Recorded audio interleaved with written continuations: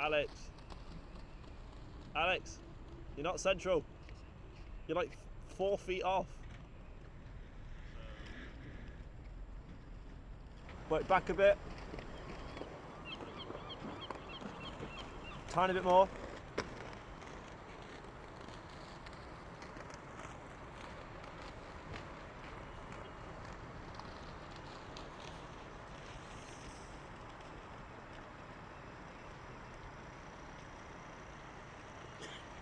Alex, you will only hear this when you're in the editing suite.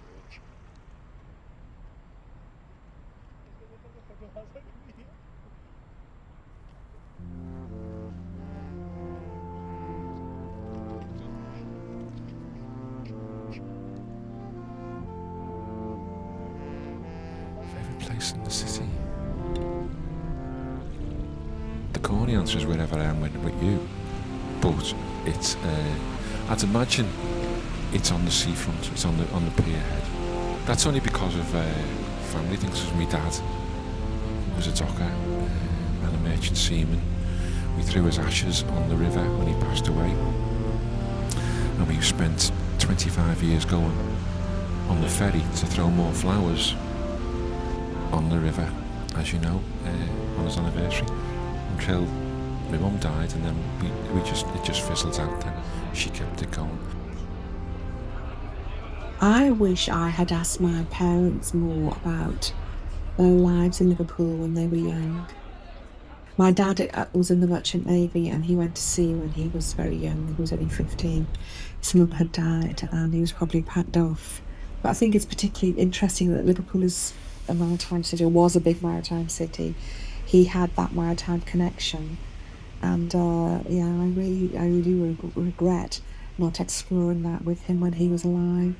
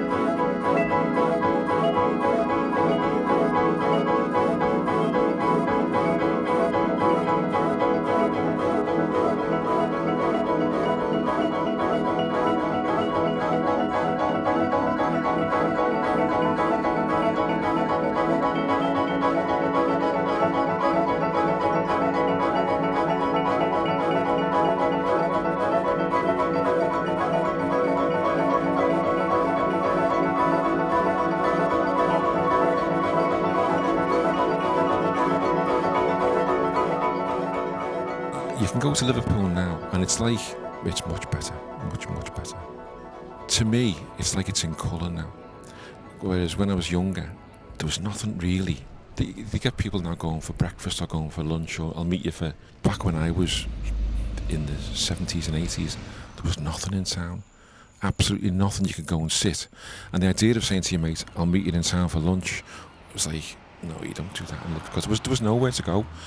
And I think it took the Toxteth riots and Michael Heseltine's input to give it some support and give it some sort of direction and help it progress, and I think it's happening now.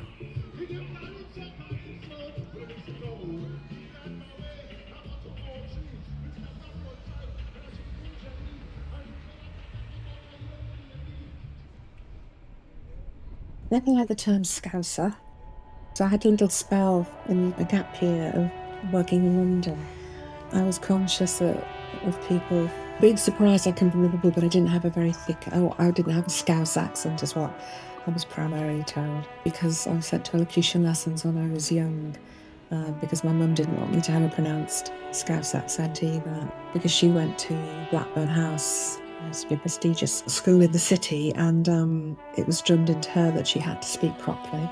She probably thought it was appropriate to do the same with, I was her eldest child, so I was always fairly conscious most of the time that probably shouldn't be speaking with a thick Liverpool accent.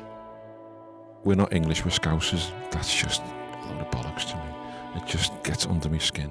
Maybe it's a young person's thing, I don't know, but I think that's a nonsense, really. I mean, we're a small country, and to try and isolate, what on earth is the point of that, saying Scouse, not English? It's just a nonsense in my view. Because Scousers just set themselves up then to say we're different and we're better than everybody else. And I'm all for regions having their own identity, but I just don't like the fact that we're Scousers, we are fantastic, we're better than everybody else. It just doesn't sit with me, because we're not.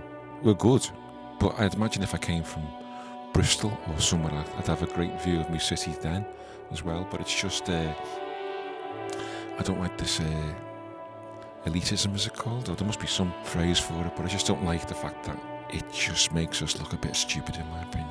We're a tiny country, and we're a small city within a tiny country. You don't want to isolate yourself. I know I keep banging on about it, but you need to be outward looking, and you're not going to give a good profile of Liverpool by being isolationist and inward looking.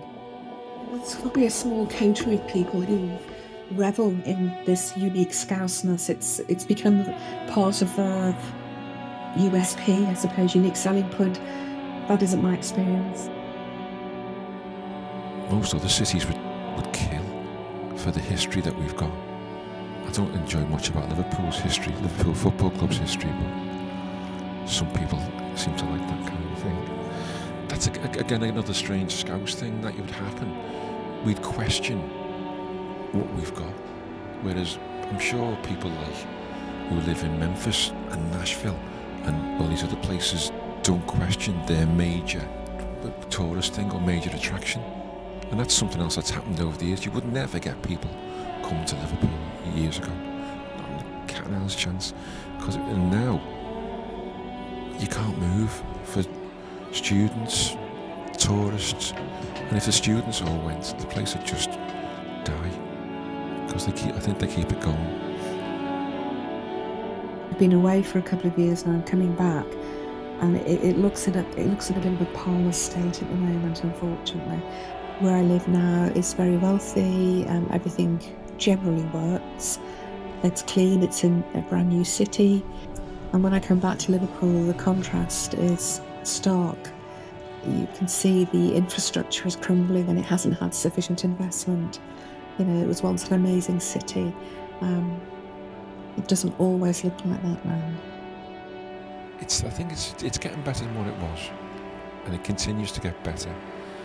I say some of it looks a bit grim in parts. Maybe 10 years ago, everything looked a bit more positive and a bit more up. But we've had how many years of Tory misrule and bad management or insufficient investment in the city. And I think it's going to take another 10 years before it gets back to where it's going to be. And I think people have to be adaptable. The world is changing, and I think Liverpool's got to change with it. I think the people are very, very genuine, the majority of them. Is there something unique about a Scouse character? I don't know necessarily that there is. I think all cities have their foibles and quirks. I don't think that's particularly unique to Liverpool. All cities are going to have that. Well, that contradicts what I've just said before, though, really. Because I said if I was from another town, I'd think my town was the same. But don't get me wrong, there's a lot of idiots walking around the streets. But there's a lot of genuine people. And by the fact that you can go into a pub in Liverpool And within a few minutes you could find yourself talking to a complete stranger about anything, which I do a lot. I think the people have got a unique sort of outlook and a unique sense of humour and a unique sort of strength where they look out for each other. And it's like the family thing where you can slag your family off, but if anyone else slags your family off, there's murder. So I think your dad's family, they do thrive on their Liverpoolness. That's not our experience in our family. The thing is, I don't come from actual Liverpool. I live in Sefton Council area. So it always seems to me from reading the papers and that Liverpool Council seem to drag their feet over things. I could be completely wrong, but I think it needs a bit more work from the council to help places in town.